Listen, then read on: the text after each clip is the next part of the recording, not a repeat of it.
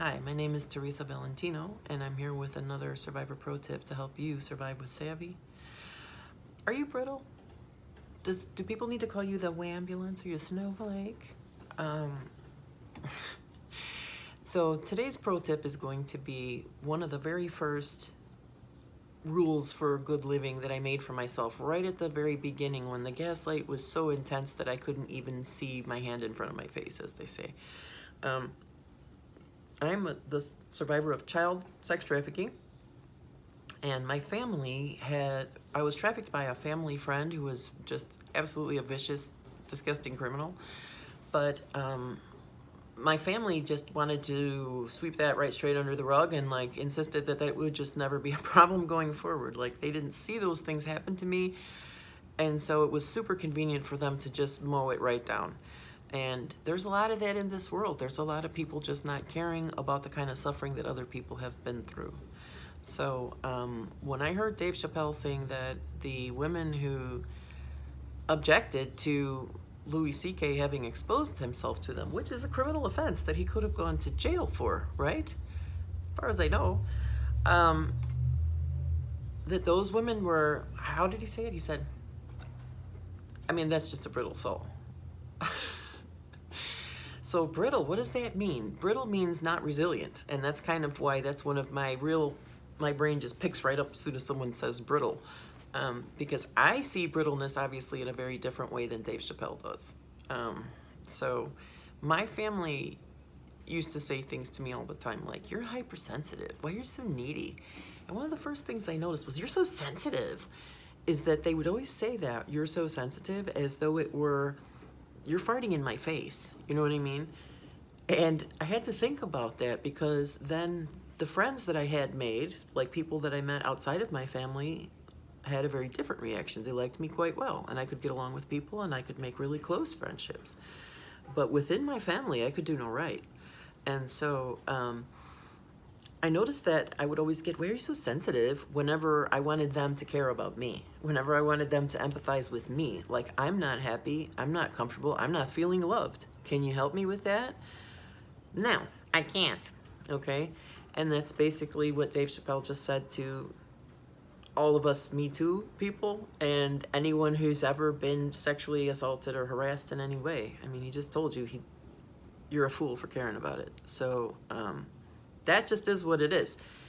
So I made that little list of all the different things. You're hypersensitive, and I realized hypersensitive is a byproduct of being hyper alert, which is one of the main PTSD symptoms. That hyper alertness, man, it's a thing that I've had to really learn how to manage. I can't turn it all the way off. But yeah, I'm hypersensitive. People love that when I'm hypersensitive to their needs, right? And healthy people are even okay with it when I'm hypersensitive to my own needs, right? That's the thing. There really are decent people in the world. You don't have to settle for people who do not care how you feel. It's that simple. I have never regretted letting go of the people who said I was too sensitive. Bang, that was the best thing I ever did for myself. On the contrary, I should have done it so much sooner. You know what I mean? It's the old, oh, geez, why didn't I think of that? You know, so that's why I've made this channel, so you don't have to go through the long and hard process of having your family just emotionally pummel you, or the people that you love, or even people you don't even know, like TV personalities who don't know you're alive and don't care that they're stomping on your face when they say these ugly things in front of cameras. Because as far as they're concerned, they don't care that you're alive. They don't care that you've been raped or beaten. They do not care. And it's an ugly fact. The reason I wrote that book, Dear Jimmy, to Jimmy Kimmel, it's an impact statement about growing up as a trafficking survivor with no social support in the city of Chicago at the time when the Man Show was in its heyday. And to this day, or at least last fall when I saw this video, Jimmy was saying that that show was just all fun and games. It was just a joke. Get over it, Snowflake kind of a deal. I think what he said was, well, he said it was 40% female viewers, which,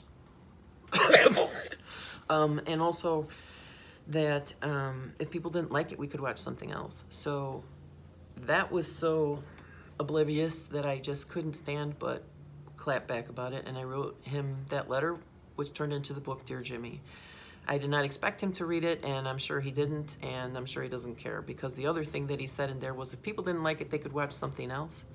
And so the reason I wrote that letter was to explain to him the enormous difficulty that I had finding what we now call a safe space. One of the stated goals of the Man Show was to fight the rising tide of feminism, and I know they said that as a joke, but I learned pretty quickly about guys that when they say certain things, it's never a joke. Like, "Ha, I sure would like to have sex with you." Ha ha ha. That's not a joke. See, it's just their insecure way of saying what they really want to say.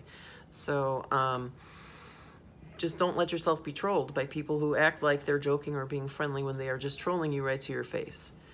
Anyone who tells you you're hypersensitive, or like my mom used to say all the time, stop crying or I'll give you something to cry about. This slightly nicer variation on that is shut up and color. You know, watch something else. It's all part of this. It's just a joke. Just kidding. Haha, Snowflake. You have no sense of humor. That's another big thing such people will say. I've learned that such people just have no place in my life. I cut them out like cancer, and I've never regretted it. My only regret has been not doing it much sooner, because there are people in the world who will treat you with courtesy and respect. We still have a problem in this society overall. It's not only women that get stomped on and abused, by no means. So we all kind of have to notice each other and care what's happening with each other. It's really not that difficult. We've all been trained to be jerks, but I had to untrain myself to be a jerk as a white person. I was raised to be a racist and a jerk, and to think that black people were ugly and everything else. So, and that's just not how I really felt. It was just the way people were pushing me to think. And there's a lot of that stuff. There's a lot of people.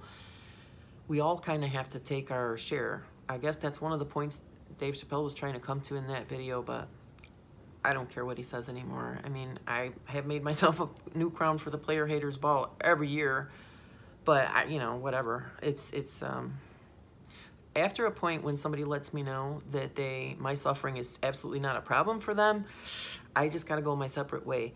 So I'm not one to try to boycott people or whatever. I'm just saying that my pro tip for today is that people who do not care how you feel about stuff have no place in your world. All right? And so check out my blog at teresavalentino.com for 9 ways to instantly upgrade your life. I had to use some of those 9 ways when I got trolled by that PBS video this morning. I jumped up and did a little bit of exercise. And then I, you know, sat down here and focused my thoughts and did a little writing. So yeah, that's my pro tip for today. Check the blog. I also have a 15-minute free life elevator meditation that you can download from teresavalentino.com. And until October 15th, you can get a free advance copy of my memoir, Dear Jimmy, which will be out on Kindle November 3rd. And until the 15th, I'm giving out free copies on the pre-release, but after the 3rd, you will have to buy a copy. So thank you. Have a good one.